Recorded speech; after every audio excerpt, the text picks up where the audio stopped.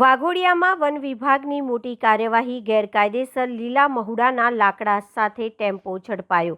વડોદરા જિલ્લાના વાઘોડિયા તાલુકામાં વન વિભાગે ગેરકાયદેસર લાકડાની હેરાફેરી સામે મોટી કાર્યવાહી હાથ ધરી છે। ખેરવાડી ડુંગર નજીકના વિસ્તારમાં દરોડા પાડી વન વિભાગે લીલા મહુડાના વૃક્ષોના ગેરકાયદેસર કટિંગ બાદ પરિવહન કરવામાં આવી રહેલા લાકડાનો મોટો જથ્થો કબજે કર્યો છે।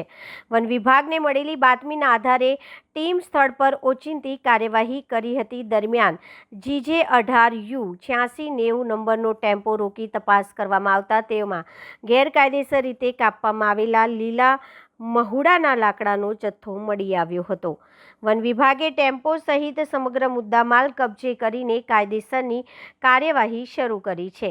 પ્રાથમિક તપાસમાં સામે આવ્યું છે કે પ્રતિબંધિત અને લીલા મહુડાના વૃક્ષોનું ગેરકાયદેસર કટિંગ કરીને પર્યાવરણને નુકસાન પહોંચાડવામાં આવી રહ્યું છે। હવે ટેમ્પાનો વાસ્તવિક માલિક કોણ છે, લાકડાનો જથ્થો ક્યાંથી લાવવામાં આવ્યો હતો અને તેને ક્યાં પહોંચાડવાનો હતો તે સહિતના મુદ્દાઓની સઘન તપાસ હાથ ધરવામાં આવી રહી છે।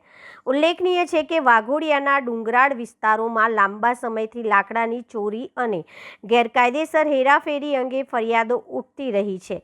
આવી સ્થિતિમાં વન વિભાગની આ કાર્યવાહી મહત્વપૂર્ણ માનવામાં આવી રહી છે।